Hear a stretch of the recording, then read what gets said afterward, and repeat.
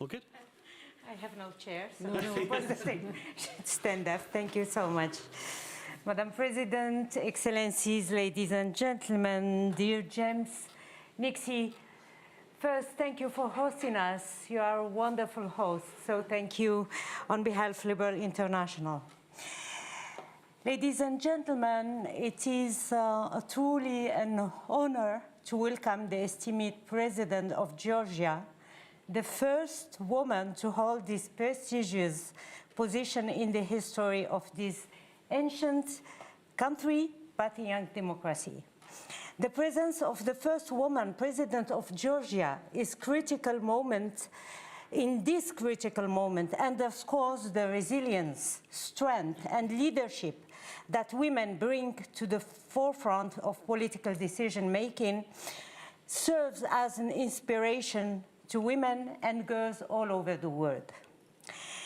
In the midst of welcoming Madam President, we are also mindful of the challenges and threats faced by your country, especially in light of the current conflict in Ukraine and the ongoing Russian aggression in the region.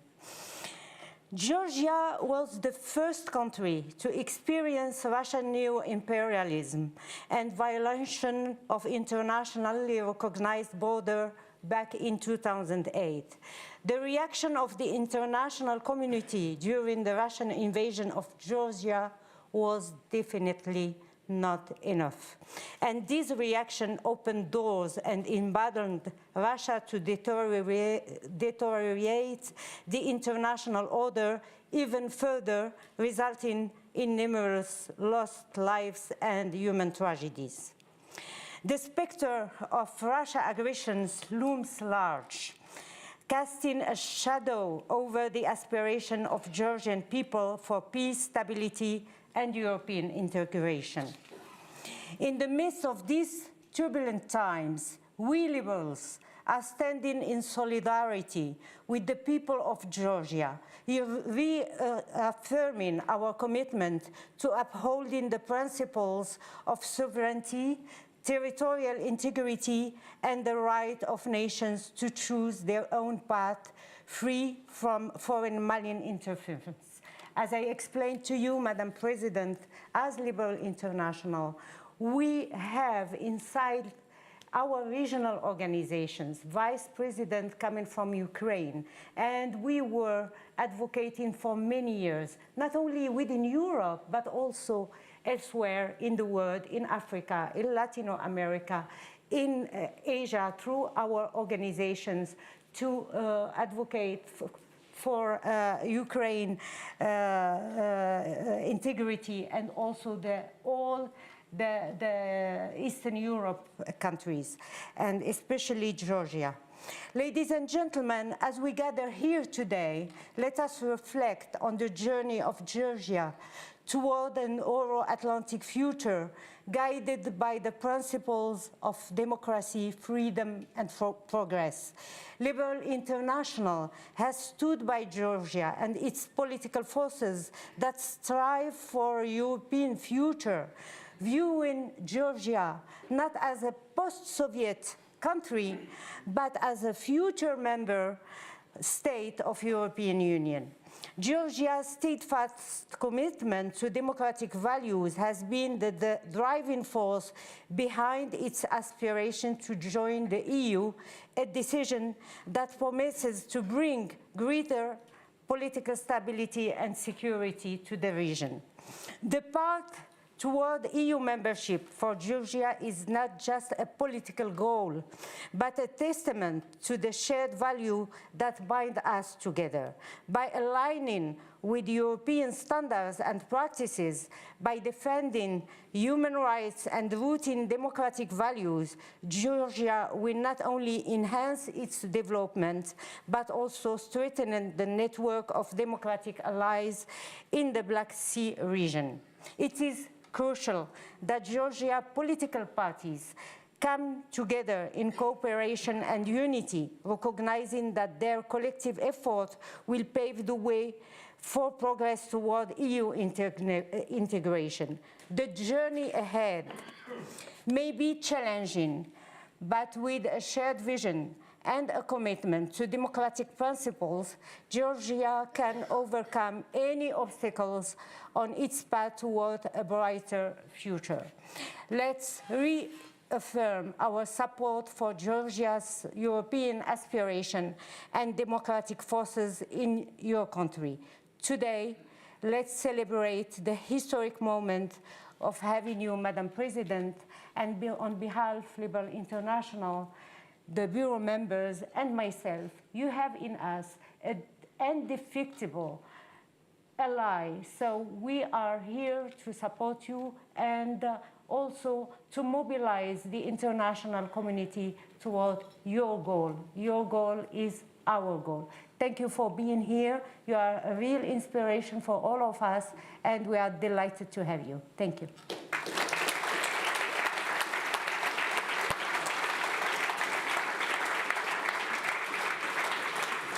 Well, thank you very much indeed for doing my entire job for me, really. You should be here. But thank you seriously, Dr. El Hayate and Liberal International, for the latest and now infrequent but very, very fruitful partnerships. Madam President, it's not our first time here either. You were here in 2009, a round table. It was just prior to the Obama administration taking over, I think, in the United States. We called it, it was called the Georgian Challenge, the new administration, Europe and Russia, so everything. We've called it today Georgia's European opportunity, as Dr. El Hayate was saying. So thank you very much indeed. Ladies and gentlemen, we're on the record, so you can tweet and ascribe to your heart's content. The President has said she will speak for approximately 10 to 15 minutes, so we'll have a reasonable amount of time. I'm sorry we're a little late for questions and discussion. Madam President, the floor is yours. Thank you.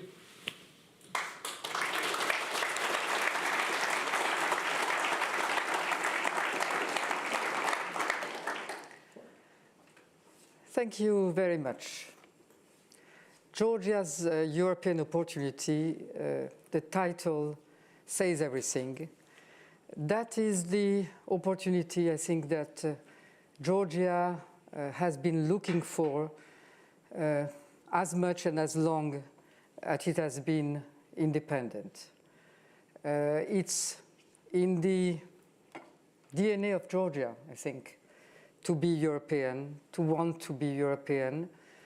It is what was driving the Georgians that were preparing the Georgian independence of the 20th century. All the independence fathers that we had were all European-oriented. They might have been receiving instruction in Russian universities, but they were looking towards Europe, towards European models.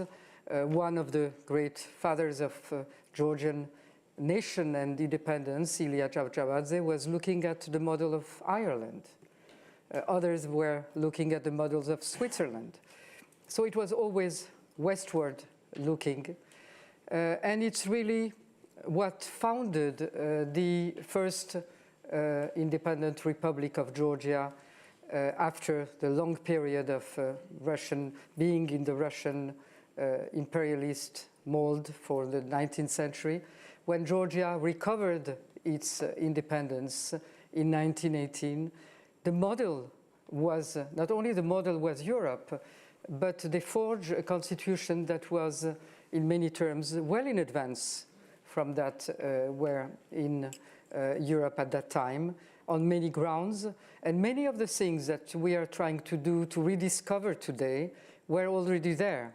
The justice system was much in advance. We wouldn't have needed any recommendation for the European Union if it had existed then. There was a strong defense, and the whole constitution was aimed at the defense of human rights and of minorities, which was very important at that time. Of course, I will not repeat here what is, I think, known, that the women had the right to elect and to be elected, and that we had 5 women in the first assembly, out of which 1 Muslim woman. All of that is what disappeared when Russia in 1931, when the first invasion of Russia post the Russian imperial power walked into Georgia through the 11th Red Army. That was just yesterday, 25th February, where we commemorate this very tragic day, which was the fall of Tbilisi and the beginning of 70 years of the Soviet regime that changed many, many things, that had us forgot our past, our traditions, some of our principles, and obliged us, when we recovered independence in 1991, to reinvent everything in a way, because so much time had gone by, so many things had changed. The Georgian whole elite, cultural, intellectual, had been decimated. So it was really a country to reinvent itself, and to reinvent itself in very difficult conditions, because right from the beginning in 1991, Russia started its fight against Georgian independence through supporting separatists, but also arming them and fueling the first war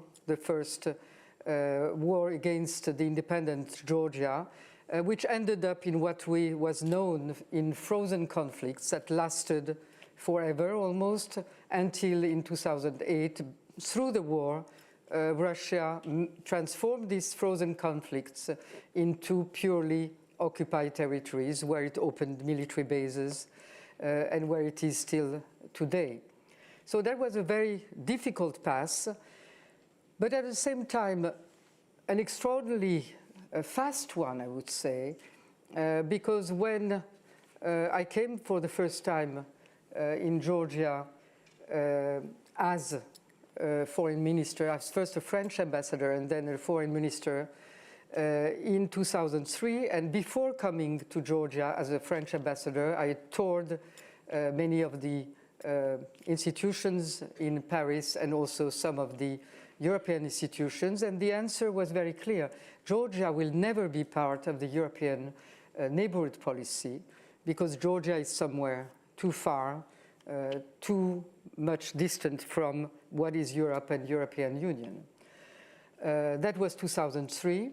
We are 2024, and in 20 years, Georgia has passed all the steps from not being in the neighborhood policy to entering the neighborhood policy, to entering the association, has gotten the visa liberalization, the deep and whatever is the name, trade agreement, and has been moving steadily towards what we were granted at the end of last year.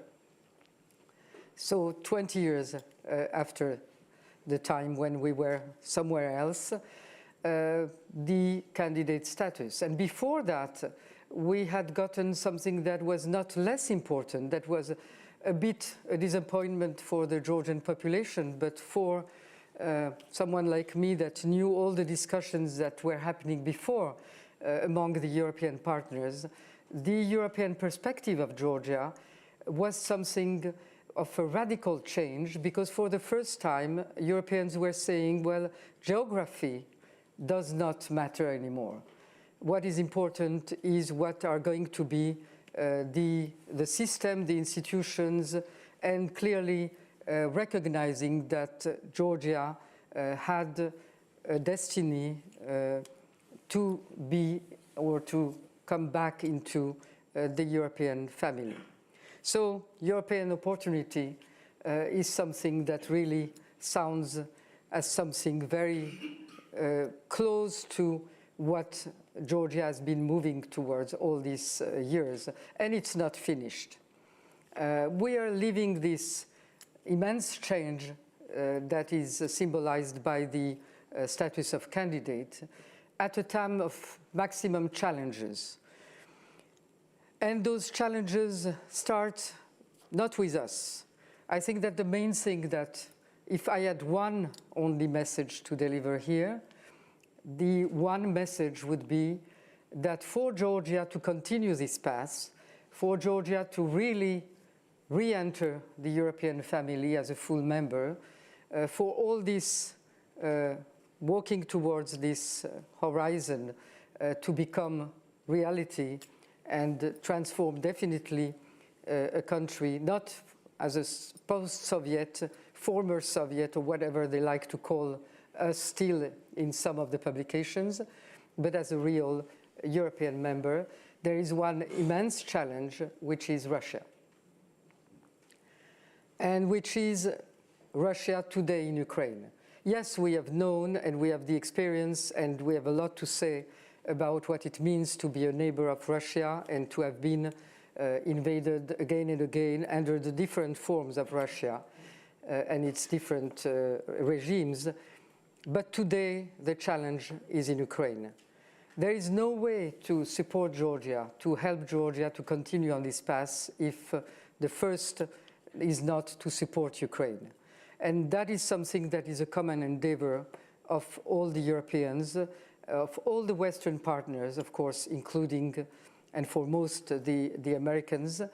That's for everyone the main objective. Because if Russia does not recognize what it means to be one among the others, a nation in a community, in an international community, if it continues to think that it can expand whenever it will feel some weakness, or not even weakness, simply because it has to expand, because that's its deep, profound nature, then there will be no stability, there will be no peace. And it will be very difficult for countries like ours, like Moldova, like Ukraine, to continue on this path that is the path towards peace and stability and prosperity, but first and foremost, peace and security. So if Russia does not change, and the only way in which Russia is going to change is if Russia cannot win in Ukraine. And that, again, is the common responsibility. Of course, there are countries that can do much more. Georgia is probably one of the countries that can do the least because of the situation, because of the occupied territories, because of this proximity that is felt almost every day, that is felt on this delimitation line that is between us and the occupied territories, which tends to change almost every day, where people are taken hostages, where the lives of the people on both sides of this delimitation line are getting worse and worse. On our side, because this constant pressure is extremely psychologically difficult to live. And on the other side, because the population on the other side are denied of all the elementary rights.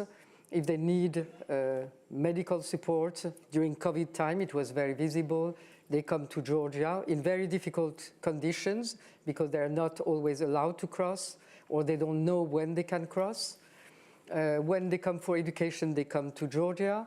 In the respective occupied territories, the language, the national identity language, cultural language, Abkhazian or Ossetian, is not defended in any way. Practically, it's not spoken anymore. It's Russian and Russification, what we have known in previous times for Georgia itself. Culture is not defended, and there has been no the delivery of what was expected by those that were the separatist forces in those occupied territories, which was to reinforce their identity, their specificity, has not happened.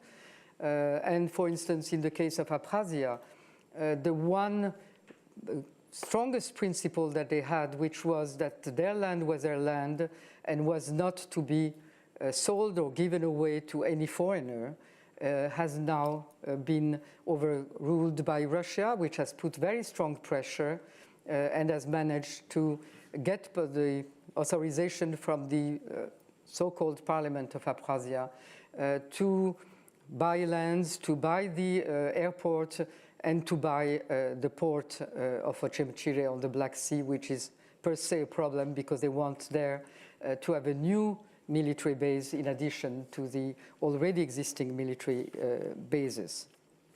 So Georgia's future is in Ukraine. Europe's future is in Ukraine. And Ukraine, that means Ukraine's victory. Ukraine is already victorious in many respects because Russia has not succeeded, and that's something that we should all understand also very well. Despite what the Russian propaganda can try to play on our public opinions, is that the aims, the war aims of President Putin have all been not fulfilled. The first aim was to dominate Ukraine in a matter of days, to see the president of Ukraine flee from Ukraine together with his government, to take up Kiev and to what they called denazify, which nobody knows what it means, because where are the Nazis today, one can ask. That didn't happen.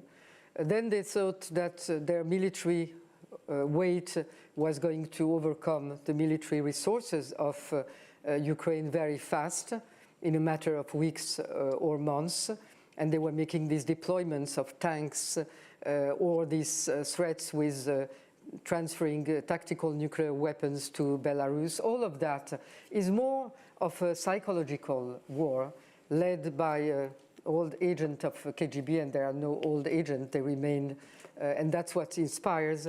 That's why President Putin had to change his military commanders day over, because nothing was ever fulfilled the way they had imagined that this war was going to go. Yes, they have not yet known what is a military pure defeat, and yes, Ukraine has not yet recovered its whole territory and its internationally recognized borders. But Ukraine has not lost anything. It has not lost the support of its own public opinion. 2 years of war in those conditions is extremely difficult and extremely destructive for the cohesion of a population, and Ukraine has resisted to that, despite there also Russian propaganda that is very active to try to generate some kinds of reactions. Ukraine receives the support of the European partners, very strong support after 2 years. There too, our public opinions, despite the attempts to try to also affect the public opinions of the different countries around Ukraine or in Europe, it's still a majority that supports this support of Ukraine, the military support, and remains in this disposition that solidarity has to overcome. European partners have not been divided between them, despite the efforts of some European, without an S, because those that were to be in that group finally managed to keep the right direction. And Europe has managed, after 2 years, to get together to allow this 50 billion package support to Ukraine. That is something that probably nobody would have said in advance, that 2 years after, still Europe would manage to keep the consensus to that level and to keep the magnitude of this support. Europeans and Americans have not been divided. That's also something that very strongly the Russians were trying to get. Of course, we don't know what will come in the months to come, what will be the elections result. But if we look at what happens in some countries in Europe, it's not enough to have a change of government and even some populist forces coming to power to see a change of direction of the foreign policy. Because I think everybody realizes today that it's a question that has become existential. Early on, when I was talking about Georgia, I was always saying that for us the issues are existential. I've been existential since Georgia recovered independence once and recovered independence a second time. But today it's not only for us. We're on the same boat. It's existential for all of us. And that's the message that I think I want to share with a public opinion that is looking at Georgia, but also should be looking at themselves, at the impact that the Soviet propaganda is trying to have on the different public opinions, while using all kinds of new methods, cyber attacks, financing some extremist groups, marginal groups, and having them portray some of the propaganda themes that are in favor in Russia, and by that trying to undermine the cohesion of Western societies, of European societies. But that doesn't work that well. And for that, I must say that we are in advance compared to European societies, because we have known that for a very long time. Yes, we have very active Soviet propaganda. Yes, we have the same thing. They are financing also marginal groups in Georgia. They are preparing for our next elections in October, and probably will see an activation of all these attempts. But the difference is that Georgia is very resilient. We have had the experience of 70 years of Soviet propaganda, and at that time the Georgian kitchens were very active, and they were all very politicized. And that was a way through which the population really managed to keep its own sanity and the right track. Same thing after this independence, with the occupation of our territories, with this constant pressure of every day having this line that is 40 kilometers from Tbilisi.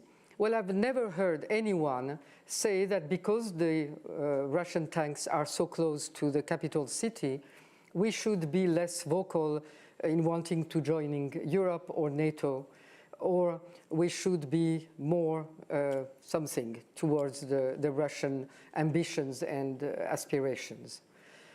Since the war in Ukraine, maybe there is a bit more of this fear of war that is understandable, and that is also something that is common to the whole of Europe. When you see day in and day out on your television screen what is happening in Ukraine, certainly somewhere you have this sense that you do not want that to be happening in your own country. But the only way of that not happening in our own countries, and there I put Georgia already on the same standing as the other European states, is to be very lucid about Russia, to be uncompromising with Russia, not to be confrontational, that doesn't mean anything, but to be uncompromising, to know what are the principles that cannot be changed and that cannot be altered because there is the threat of Russia, because there is this constant pressure. Now, if I come back to Georgia, we have other challenges. We don't have only the challenges of Russia. We have our own challenges of a country that has been developing, that has been reforming, but it seems to be an endless effort. And as I said, we had some experiences before that where we could have gone back to, but too long was this period of the Soviet regime that really changed.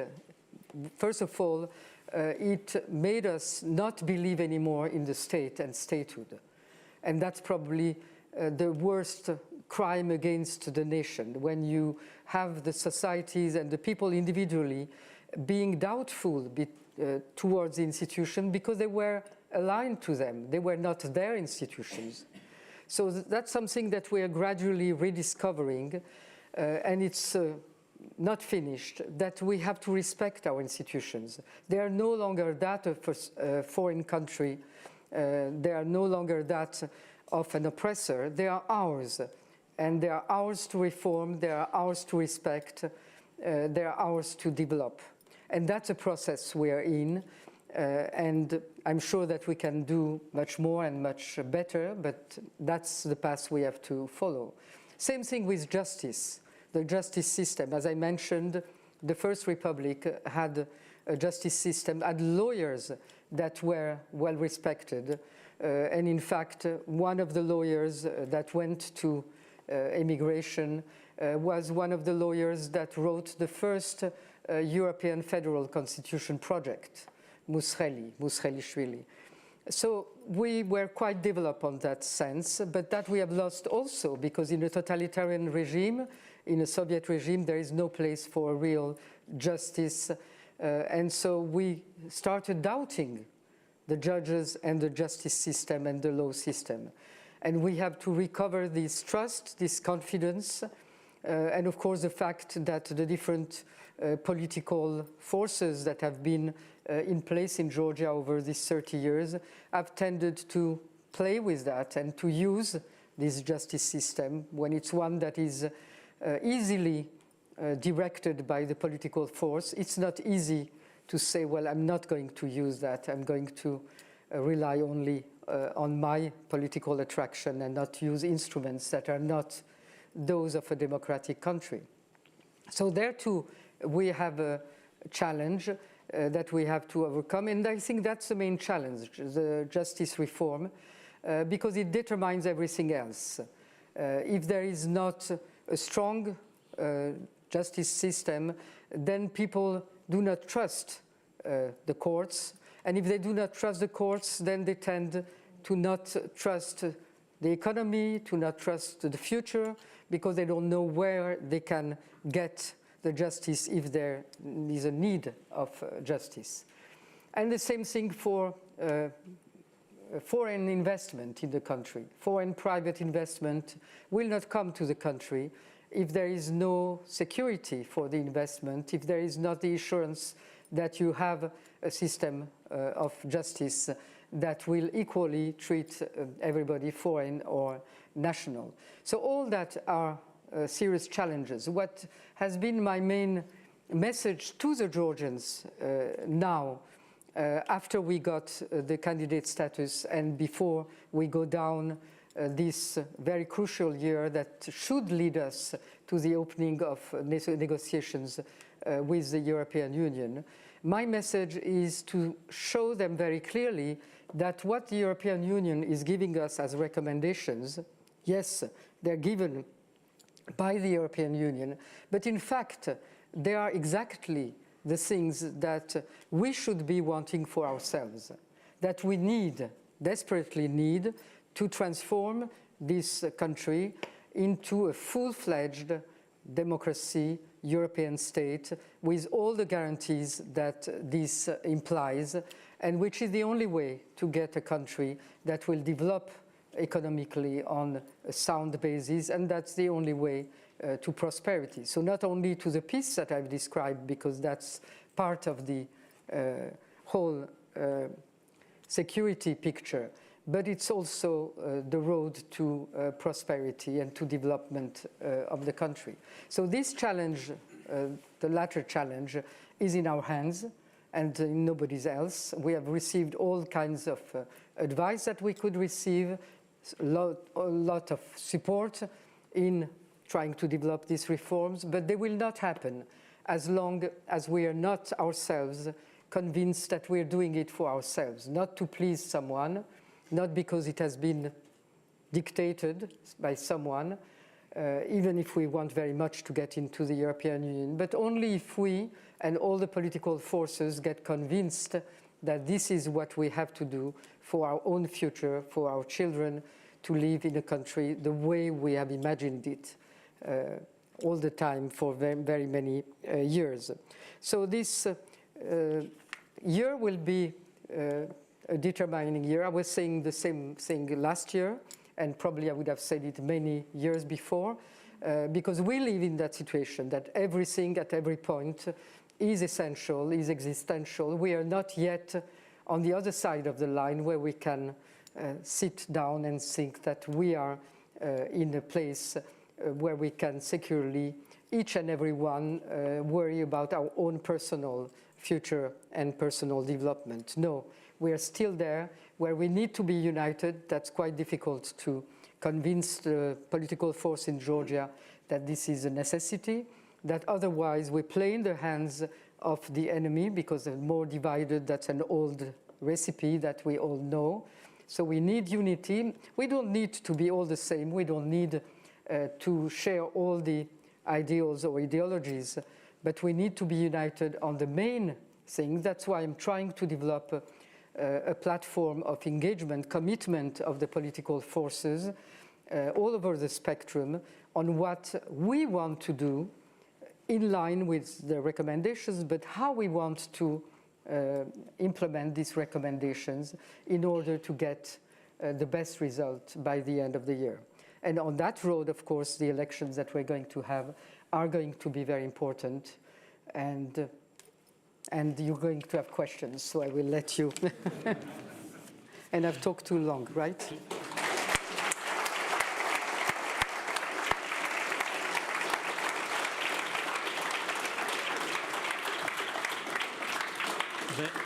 There's no such thing as talking too long when you're the head of state. When I'm chairing a round table, I can nudge and offer a red card, but it doesn't work like that when you've... So it's different to the last time we did this together, Madam President. There's, I am sure, a great deal of love for Georgia in this room. We seem to want, I suspect we want what you want, that is quite clear. But you're in Chatham House, so you can expect some tough questions from critical friends, perhaps. I have two, and then I'm going to open it out online and in the audience. And since you roughly divide your remarks into the international scene and the domestic scene, the international challenge and the challenges from within, that's where my questions will come from. So, Georgia is still a country that is occupied, has been invaded, and yet at the same time, the government, in contrast to yourself, Madam President, has shown really very little solidarity or evident support for Ukraine in the past 2 years. And also there's the sanctions element as well, where there seems to be an element of Georgia being involved in some form of sanctions avoidance. So how do you explain that stance from other parts of the government? That's my first question. Can I do a second one? Or do you want to answer that one first? I think Yeah, go for it. Fine. I'd rather answer each one of them. Yeah. My memory is not good enough to... No, I think it's important to answer that one. Not that I know the answer to the question that why the government has this, what I would call an ambiguous position, or has had. Because what I want to note, without necessarily being sure that this is going to last, but as long as it lasts, I have to note it and I have to support it, which is that since the decision of the European Union, and that's the miracle, I would say, of these type of decisions, it's that the rhetoric of the government has suddenly changed.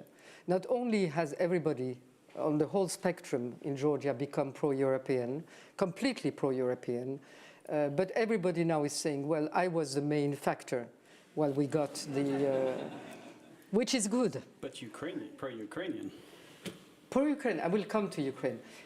That's one thing. The second thing is that since this decision and since the new change of government and prime minister, we see very strange things. Again, don't ask me to explain. I can I am asking.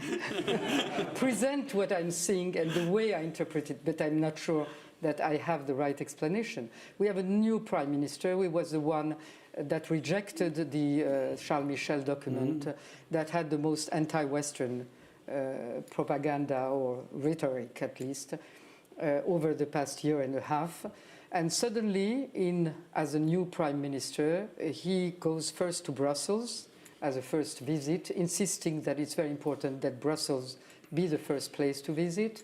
He receives, one day after the other, European ambassadors to say how important it is that they are going to implement these 9 recommendations, receives the American ambassador to say that we need to deepen the relation with our strategic partner, the United States. So if that is the result of the European decision, I think we have to block on that change and push in that same direction. So very good that you are now in this very clear position. With Ukraine, the declarations are, we have always supported Ukraine. We have always been in solidarity. Now there is a request by Ukraine to bring some support in engineering or something, and it's in the process of being studied by the government. I cannot say what will be the outcome. But I think that it's a very good situation that we are going in that direction. I hope it will last. I'm not absolutely... I don't have the means to be sure that it lasts, but I think that we should be putting pressure so that it cannot change anymore. At the same time, I think that there has to be preparation among the wider political forces in Georgia to be ready in case the government does not implement fully or does not implement really all the 9 recommendations, to be saying to the public opinion, well, that is what we are going to do in very clear, concrete terms and with a very clear calendar, because that will be what the Georgian people will vote upon. And the last thing I want to say on this issue is that that might be the reason for the change of rhetoric, because the Georgian people, the way I've described this long path of Georgia, will never vote for a force, for a political force that will be in dissonance with its strong European will. And they see that now as a very clear perspective. Until now, it was a will, it was going in the right direction, visa liberalization was very important, but it looked like a very long path. Now, it looks like something that is at hand. That's what the people felt last year, and they saw now the candidate status. And this year, the elections will be Europe or not Europe. So everybody better come to terms with that.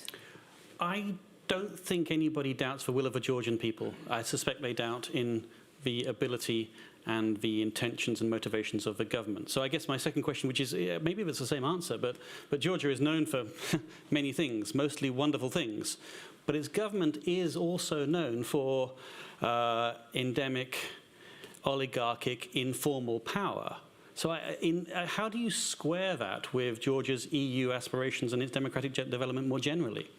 The same thing. I mean, the informal power has also come to some changes, because the informal leader has come back into the open. Yeah. So that means that there is something that they have to react to. He has come to the open, being now the president, the formal president of the Georgian Dream Party, which means 2 things: responsibility, which was not the case when, and the necessity to give to the public opinion, to the voters, answers on the decisions that are taken. So during the elections that have to come, that's what will happen. It will be answerable to the public of the rhetoric, of the decisions, of the success on that path, which is what the Georgian electorate wants, and on that I do not have any doubt. And so the last thing is that if, and I have that sense that it's the best thing that can happen to Georgia now, because we have lived through 30 years of one-party system during the different regimes, and they all end up in the same way. I won't go into detail, but that's what happens when you stay too long in power with one party that covers everything.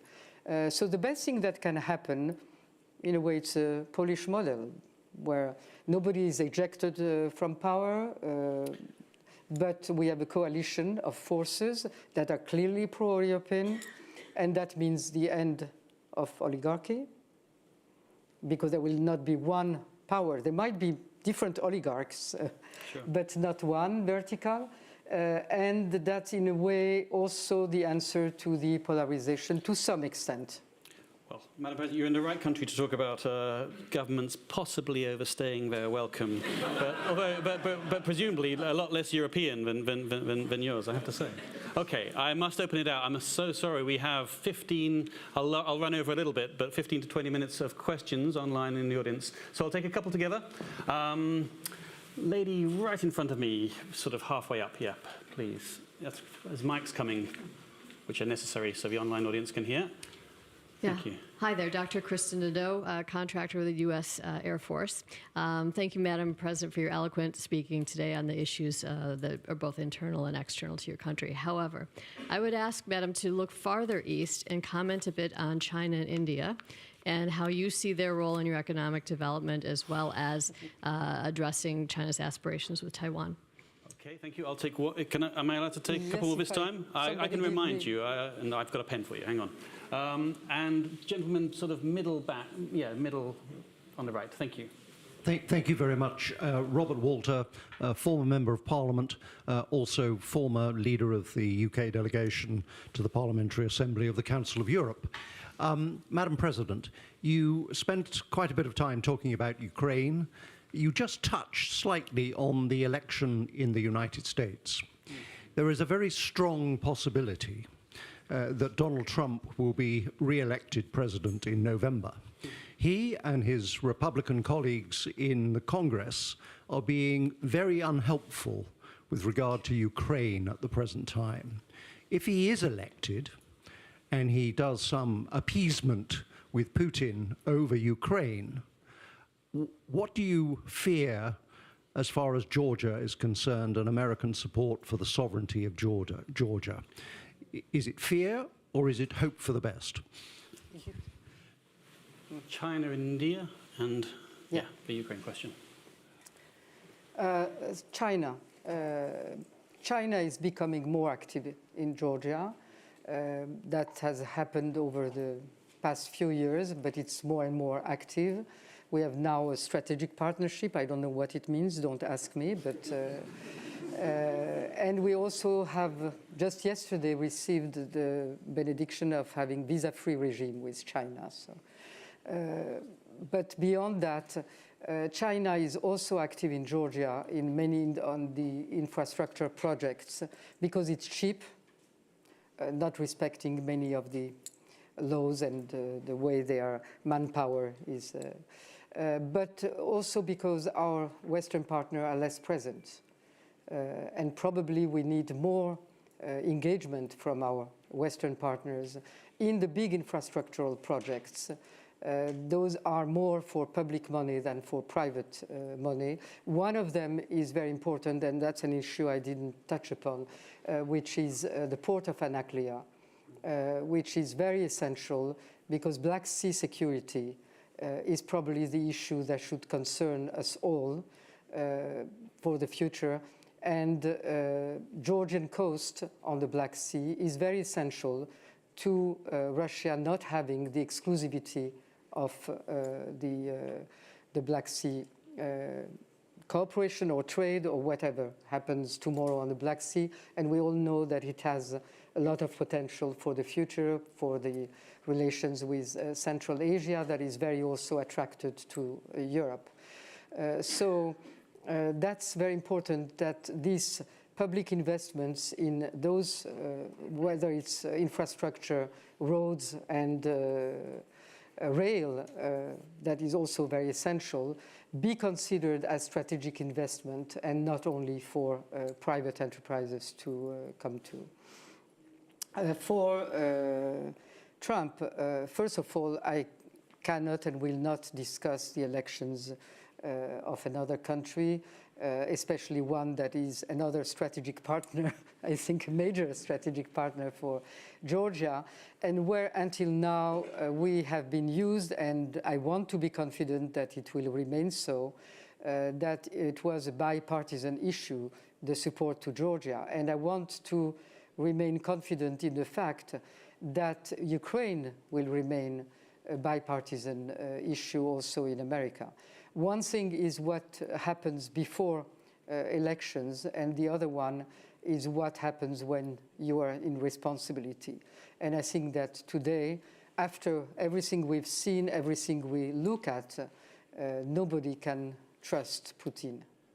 can't help but remember, Madam President, that when you were last here, that Barack Obama was about to take power, and Georgia seemed to be the only country in the world which actually wanted John McCain to be president of the United States, and there's still a lot of love for him in that country, in your country now.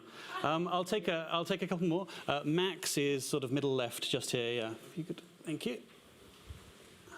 Good evening, Madam President. Thank you for your intervention, and it's great to see you touring the world and advocating for Georgia's cause. I think a lot of us here would know that Georgian government is not very fond of such activities and try to impeach you for this.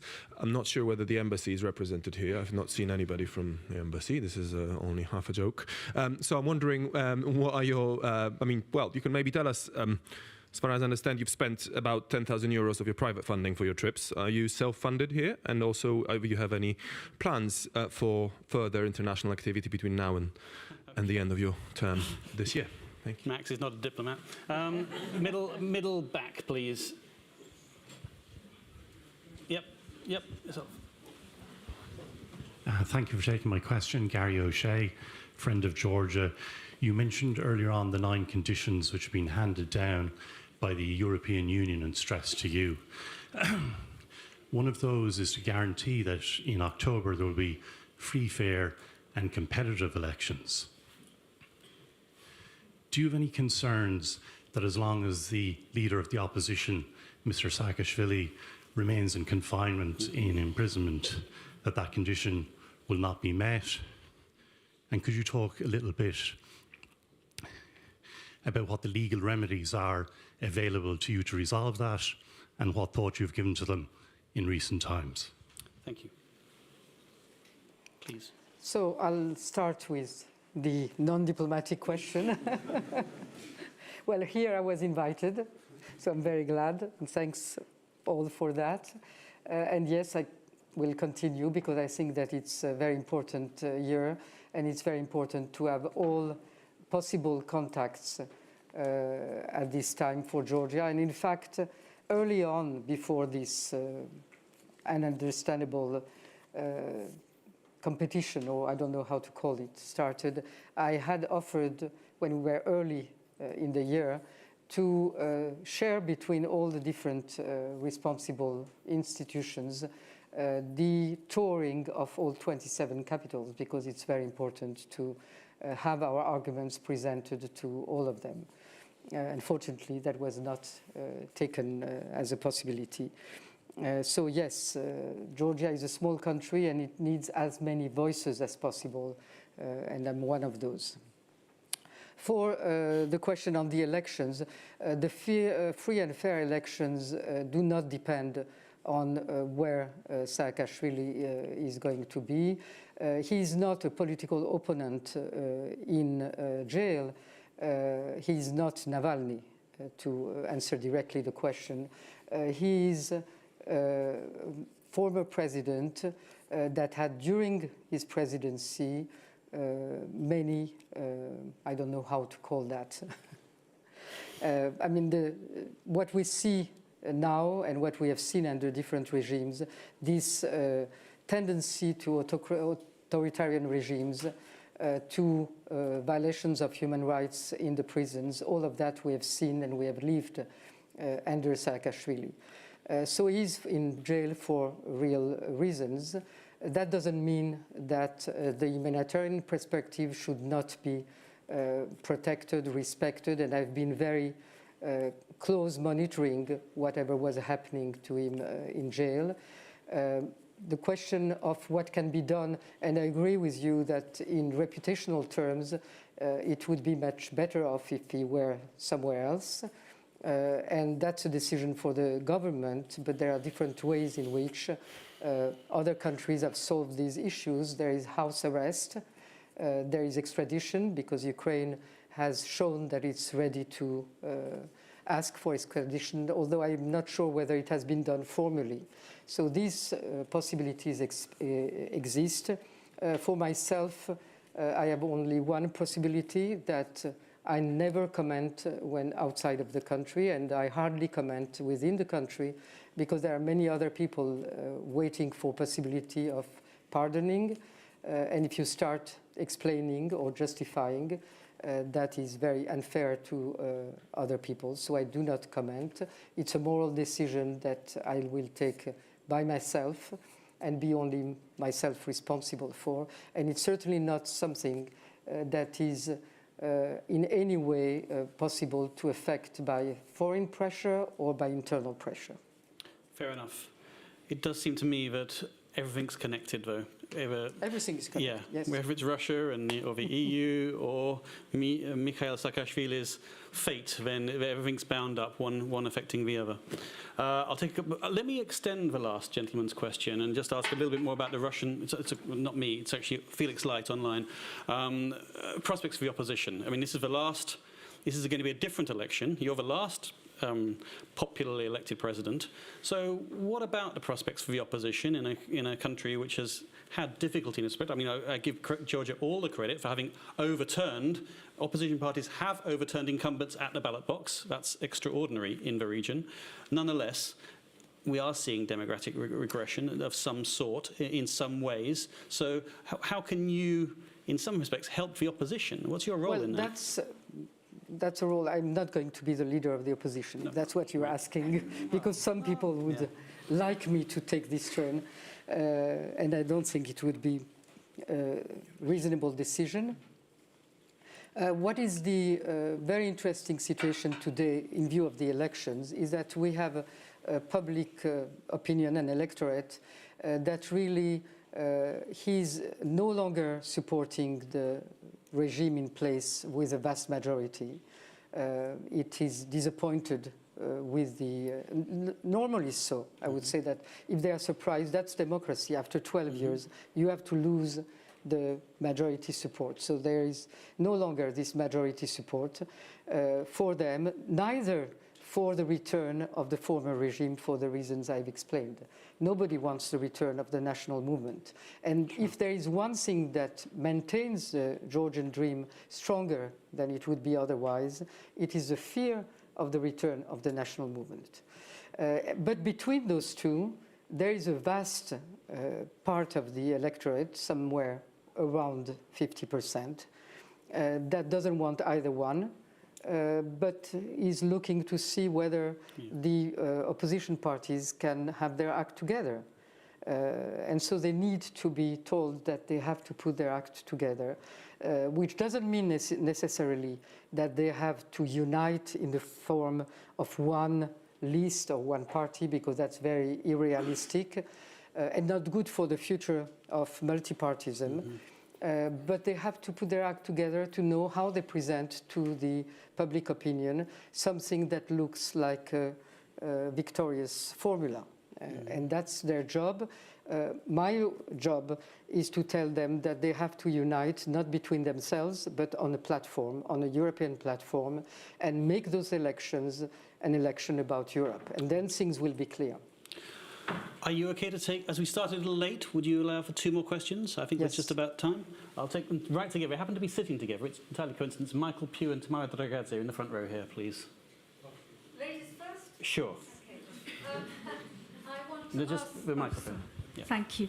I want to ask you about the role of the Georgian church, because it has been seen by some to be assessed somehow to be Russian soft power, gaining more and more credence in the Georgian church. The patriarch is very old, and there is a lot of fear that when he passes away, and may that not happen quickly, there will be possibly a pro-Russian tendency in the Georgian church that does still have a lot of influence in Georgian society. I thought there already was, but okay. Michael. Thank you, Michael Pugh, Gamarjova, Madam President. I'd like to ask about the Russians in Georgia. We understand a lot of Russians have come into Georgia. I don't know where their loyalty lies, and I was wondering whether you could tell us a little bit about the relationship of Russians in Georgia to Georgians and Georgians to Russians in Georgia, and perhaps finish with some reflections as to whether this is an opportunity for Georgia. Right. Good questions to finish on. The church, it's a very complex situation that is Very much the reason of it is the weakness of the patriarch today that has maintained the path of this church very firmly. I think that the Orthodox Church, like in any other Orthodox country, is very close to the power and tends to follow the changes of accent, I would say, and nuances. So I hope that the Church will follow, in this case, also the pro-Western rhetoric. And since I'm an optimist and I'm confident in Georgia's resilience, I also hope that the Georgian Church will manage to elect a pro-Georgian and pro-European patriarch and not a pro-Russian one. Okay. For the Russians in Georgia, it's a very complex also issue because those Russians are now about 70,000 after having been more than 100. Some of them have left to different countries. But those that stay in very easy conditions because they have a visa for 1 year. They can go to another country and come back and have a renewed visa for 1 year. So practically they can establish themselves. But they do not learn Georgian. They do not have much empathy for Georgia to recognize that this is an occupied country in 20% of its territories. That it needs to hear from Russians that they do not approve of the imperialist trends that continue to exist in Russia, that they disapprove the war in Ukraine. All of that they do not say, or they say it very softly sometimes. And they are composing a coherent community that does not mix up very much with the Georgians either. So there are in form some, I wouldn't say fifth column, but because they are not pro-Putin as such, and they are not necessarily agents of Putin. There might be some among. We cannot, nobody has controlled them. So we do not exert much control. The government was very happy because thanks to the coming in of these Russians, we presented good economic figures over the past 2 years. But that's in decline because once they're here, they do not bring us in so much money. So it's a vulnerability. Among those, there are very good young people, very talented, in technology, computer science, that might be a good adjunction to the Georgian economy. So there are some positive forces, but all in all, it needs to be controlled more than we control it. It needs to be regulated. They need to contribute to the economy more, and they need to understand that when you live in a country, even if it's a country that was in the past colonized by your country, you have to respect the people of that country, their culture, their language, their identity, and you should not put your children in Russian schools, but in Georgian schools, so that they become part of the country. So it's a responsibility also for the authorities. But that is pointing out to a very serious problem that we still have to see a dissenting force in Russia that clearly rejects Russian imperialism as a force of the future, which we have not seen yet under any of the different regimes. Madam President, that is all we have time for. I'm so sorry, we could have gone on for another couple of hours, I know. Let me just say,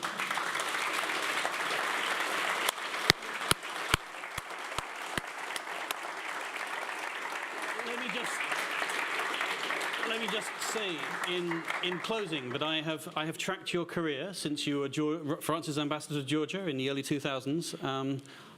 Une femme pour deux pays was seminal reading for me when I was younger. You granted me a research interview, so I personally, but also on behalf of Chatham House, Liberal International, and the hundreds online and in this room, thank you very much. We do want what you want for Georgia so clearly, so we wish you all the very best for the future. And so that has the last word is for me. Yep.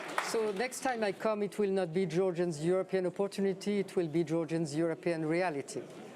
Okay, I'll hold you to it.